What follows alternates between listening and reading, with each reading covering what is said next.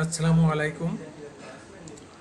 আমি দার্শনিক আবু মহিমুছা এবং গ্রিন পার্টি বাংলাদেশের সিনিয়র ভাইস চেয়ারম্যান। আমি আজকের একটা গুরুত্বপূর্ণ বিষয় নিয়ে আলোচনা করতে চাই। সে বিষয়টি হচ্ছে মানবিক মূল্যবোধ। মানুষের জীবনে সবচেয়ে মূল্যবান হচ্ছে মানবিক মূল্যবোধ। এখন মানবিক মূল্যবোধটা কেন সবচেয়ে মূল্যবান হলো মানুষের জীবনে? এর পিছনের যে কারণটা, এই মানবিক মূল্যবোধের চেয়েও যেটাকে বলা হয় সবচেয়ে বেশি মূল্যবান, সে হলো জ্ঞান। জ্ঞানকে বলা হয় পার্ট অফ লাইফ, জীবনের একটা অংশ। জ্ঞান যদি না থাকে আমার এই দেহটা হয়ে যাবে পচনশীল। এবং এই জ্ঞান মানবিক মূল্যবোধের সাথে সম্পৃক্ত হয়ে মানবিক মূল্যবোধকে আরও মূল্যায়িত করা হয়েছে। এখন মানবিক মূল্যবোধ কাকে বলে, এটা একটি প্রশ্ন। আমরা সংজ্ঞা কিন্তু পাইনি, যদিও আমার বইয়ের মধ্যে সংজ্ঞা দেওয়া হয়েছে। সংক্ষিপ্ত সংজ্ঞা হলো অপরের কল্যাণ কামনা। এখানে আরও মজার ব্যাপার হচ্ছে যে এই মানবিক মূল্যবোধের মতো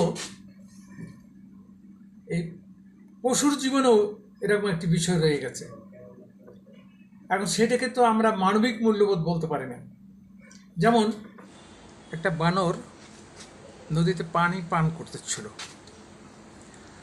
তো একটা কুমির পানির নিচ থেকে এসে তাকে কামড়ে ধরে। বানরটা নিজেকে ছাড়ানোর জন্য আপ্রাণ চেষ্টা চালিয়ে যাচ্ছিল, কিন্তু নিজেকে ছাড়াতে পারছে না। তো দূরে এক জলহস্তি দাঁড়ানো ছিল, সে এটা দেখলো। দেখার পরে সে আগায় গিয়া কুমিরটাকে আক্রমণ করলো। তো কুমিরটা বানরকে ছেড়ে চলে গেল। এই যে আমি বলছি অপরের কল্যাণ কামনা, এটা তো একটা মানবিক মূল্যবোধের মতোই একটা বিষয়, যেটা পশুর মধ্যে রয়ে গেছে। কিন্তু এইখান থেকে আমরা অনেক পিছনে, আমাদের ভিতরে সে মানবিক মূল্যবোধ নেই।